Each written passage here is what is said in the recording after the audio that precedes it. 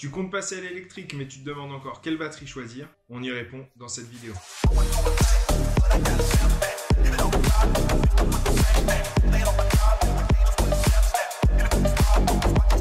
Quand tu vas aller chercher ton vélo électrique ou ta batterie, tu vas être face à deux informations importantes. La première information, elle est simple, c'est la tension, les volts. Ça va être soit 36 volts si c'est un vélo électrique dans le commerce. 90% sont en 36 volts aujourd'hui. D'occasion, tu peux encore trouver des 24 volts. Les anciennes générations étaient en 24 volts.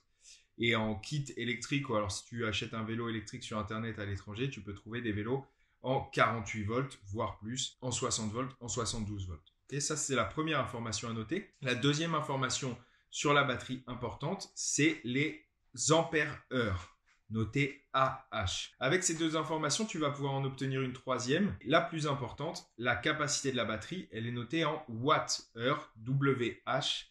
Et pour obtenir cette information, c'est extrêmement simple. Il suffit de multiplier les volts par les ampères-heure. Okay, donc, si par exemple, tu as une batterie en 36 volts et qu'elle fait par exemple 13 ampères heure, tu fais 36 fois 13 et tu obtiens 468. Donc en général, ça va être noté 450 watts heure. Okay, parce qu'ils arrondissent quand ils les notent, mais parfois c'est pas noté. Parfois c'est simplement, tu as simplement comme information la tension et les ampères heure. Donc c'est à toi de calculer. Donc ça te fait 468 watts heure. Et ça, c'est la capacité de ta batterie. Ok, on retient ça. Les watts heure, c'est ça qui correspond à la capacité de la batterie. Ça, c'est la première information importante. Donc évidemment, plus tu auras de watts heure dans ta batterie, plus tu auras d'autonomie sur ton vélo. Évidemment, c'est normal. C'est impossible de donner une autonomie précise en fonction des watts heure parce que il va y avoir d'autres paramètres à prendre en compte pour l'autonomie. On va voir ça juste après. Mais d'abord, deuxième information à prendre en compte,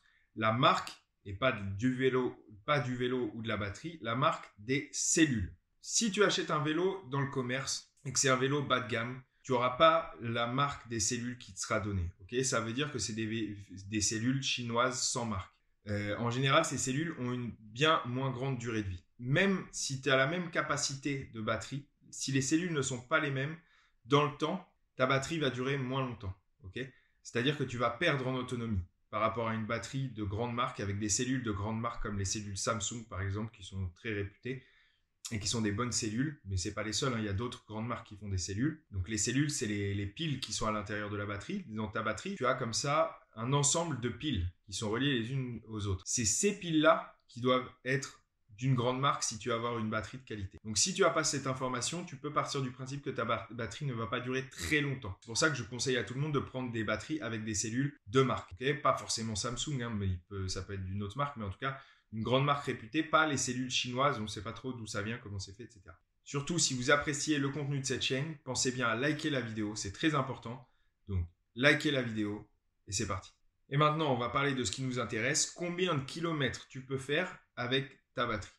Et pour ça, il va falloir vérifier plusieurs paramètres dans l'utilisation cette fois. D'accord? Les paramètres qui vont entrer en compte pour calculer ton autonomie, il va y en avoir plusieurs. Le premier, le plus évident, et pourtant ce n'est pas le plus important, c'est le poids. Okay, donc le poids de ton vélo, le poids du conducteur. Ça paraît être l'élément le plus important, mais en fait pas du tout, puisque ce paramètre-là va avoir un impact important seulement s'il est lié à un deuxième paramètre, c'est-à-dire l'environnement. S'il y a beaucoup de côtes et que tu es très lourd, alors là, toi ou ton vélo, hein, c'est pas pour je juge personne, c'est là qu'il va y avoir un impact si tu montes une côte. Sur du plat, en fait, ça va avoir un impact minime puisque ça va avoir un impact qu'au moment de l'accélération finalement. Puisque ensuite, une fois que le vélo est lancé, il y a quelque chose qui s'appelle l'inertie et qui fait que tu consommes pas beaucoup plus. En tout cas, si on n'a pas des différences de poids énormes, mais à 5 ou 10 kilos près, il ne va pas y avoir une différence de consommation énorme. C'est-à-dire, si tu mets sur ton porte-bagages 10 kilos ou pas, ça ne va pas changer énormément la consommation d'énergie. Alors, ça va te changer un peu, hein, évidemment, hein, ça a un impact. Mais ce n'est pas ça qui a le plus d'impact. Sauf si, comme j'ai dit juste avant, sauf si tu es dans une région qui est très vallonnée et si tu as beaucoup de côtes. Si tu as beaucoup de côtes, évidemment, à chaque fois que tu vas monter une côte, eh ben, il y aura plus de poids à monter et donc à ce moment-là, le poids aura beaucoup d'importance. Donc, les deux premiers paramètres à prendre en compte pour savoir si tu as besoin d'une batterie avec une grande capacité ou pas, ça va être le poids plus ton environnement. Donc, c'est-à-dire, si tu es, par exemple, très gros, mais que tu vis dans une région très plate, et bien à ce moment-là, tu n'as pas besoin de prendre une énorme batterie. Par contre, si tu es très gros et que tu vis à la montagne, bon, ben là, il te faudra une grosse batterie, évidemment. Donc, le poids, l'environnement. Le troisième paramètre, celui-ci peut être le plus important et qu'on sous-estime beaucoup, en fait. Il y a beaucoup de gens qui ne pensent même pas à ce paramètre-là pour l'autonomie de leur batterie. Ça va être la quantité de friction avec la route. Ok. Alors, j'entends par là, si vous avez des gros pneus ou des petits pneus, ou surtout s'ils sont gonflés ou pas. Donc, si vous avez un vélo classique, ça n'a pas vraiment d'importance. Théoriquement, vous êtes censé rouler avec des pneus gonflés, mais attention, si vous roulez sous-gonflé, faites attention, vous allez consommer vraiment beaucoup plus d'énergie. J'en veux pour preuve que si vous essayez de rouler avec votre vélo en pédalant et que vous dégonflez les pneus, vous allez voir que c'est très difficile. En fait, pour comprendre l'autonomie de la batterie, c'est très simple. Vous comparez avec quand vous faites du vélo en pédalant normal. Si par exemple vous mettez un sac à dos avec 5 kg sur votre dos, pour reparler du poids tout à l'heure, ça ne va pas changer énormément la difficulté que vous avez à pédaler. Par contre, si vous dégonflez vos pneus, là, ça va être beaucoup plus dur. Et bah, il faut vous dire que si c'est plus dur, c'est pour vous, c'est que c'est plus dur pour la batterie, que donc elle consommera plus d'énergie pour aller à la même vitesse, faire le même trajet, etc. Donc ça, c'est un paramètre à prendre en compte. Donc surtout si vous avez ce qu'on appelle les fat bikes avec des grosses roues. Ceux-là ont souvent, quand ils sont vendus dans le commerce, des batteries avec des très grandes capacités, beaucoup de watts-heure, et à la fin, une autonomie qui n'est pas énorme. Mais c'est parce qu'il y a une quantité de friction qui est énorme sur la route, puisque le principe de ce vélo-là, c'est de rouler avec des pneus sous-gonflés pour justement le confort. Donc voilà, donc il faut bien comprendre ce paramètre-là. Si vous cherchez à avoir un vélo très confortable, par exemple, avoir des gros pneus, c'est bien, mais par contre, vous allez consommer beaucoup plus d'énergie. Okay, et si vous voulez faire un fat bike et que vous allez acheter votre batterie ou que vous voulez remplacer votre batterie, eh bien, il faut partir du principe que votre vélo va consommer beaucoup plus d'énergie qu'un vélo avec des pneus classiques qui vont être bien gonflés. Et le dernier paramètre, qui est également très important, ça va être votre utilisation du vélo, la façon dont vous allez utiliser le vélo. C'est-à-dire, j'entends par là, la vitesse à laquelle vous allez l'utiliser et la vitesse à laquelle vous allez accélérer. C'est-à-dire, quel moteur vous avez sur votre vélo et comment vous utilisez votre moteur. Donc forcément, si vous avez un moteur de 250 watts nominal, donc il accélère doucement et que vous roulez à 25 km/h, vous allez consommer beaucoup moins d'énergie que si vous avez un moteur de 1500 watts, vous accélérez à fond et que vous roulez à 50. Beaucoup moins. La consommation d'énergie par rapport à la vitesse, c'est pas linéaire, d'accord ? C'est quelque chose de plutôt exponentiel. Donc quand vous allez par exemple 2 fois plus vite, vous ne consommez pas 2 fois plus d'énergie, vous en consommez, je dis un chiffre au hasard, c'est pour que vous compreniez le principe, vous consommez peut-être 10 fois plus d'énergie pour aller à 40 qu'à 20. Okay ? Si vous roulez à 20, vous consommez peut-être 10 fois moins d'énergie qu'à 40. D'accord ? Donc ça, c'est un autre paramètre à prendre en compte, la vitesse à laquelle vous comptez aller. Si vous avez un moteur de 1000 watts, il faut bien comprendre que vous n'êtes pas obligé d'aller à 50. Vous pouvez très bien prendre un moteur de 1500 watts parce que c'est déjà des meilleurs moteurs qui sont plus fiables, plus solides, etc. Mais vous pouvez toujours brider votre vélo à 25 km/h ou 30, enfin, comme vous voulez. Et à ce moment-là, vous allez avoir une consommation d'énergie qui va être tout à fait raisonnable. D'accord ? Ça va être votre utilisation. Donc, vous allez toujours consommer un petit peu plus à l'accélération puisqu'il va accélérer un petit peu plus fort.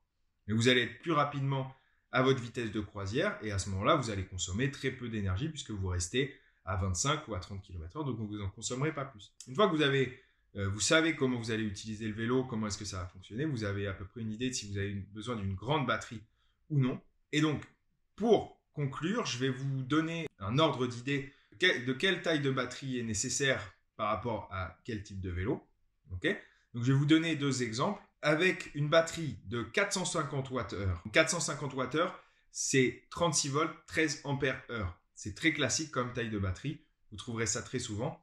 Et donc, cette batterie, sur un vélo classique, avec des pneus classiques gonflés normalement, avec une charge de 80 kg, quelqu'un qui pèse 80 kg dessus, dans un environnement avec un petit peu de côte, mais pas trop, avec un peu de côte, mais pas de la montagne non plus. Donc on va dire environnement mixte, un pilote de taille, corpulence moyenne et un vélo classique, vous allez pouvoir faire 60 km. Environ 60 km avec une batterie de 450 Wh. Et je ne l'ai pas dit, avec un moteur de 250 watts nominal et une vitesse max de 25 km/h. Donc ça, c'est pour les vélos ce qu'il y a de plus classique, d'accord? Si vous voulez faire un vélo électrique classique avec une bonne autonomie, 60 km/h et l'utiliser de façon classique à 25 km/h, 36 volts, 13 ampères, c'est très bien, ça vous fait 450 Wh et vous ferez 60 km. Maintenant, c'est à vous de voir si vous voulez faire plus ou moins, si vous voulez dépenser moins d'argent dans votre batterie. Et maintenant, pour ceux qui veulent faire un vélo plus rapide, un vélo en 1500 watts qui va à 50 km/h, vous pouvez partir du principe donc qu'avec la même quantité d'ampères-heure, donc on a vu tout à l'heure que ça faisait une batterie de environ 600 watts-heure.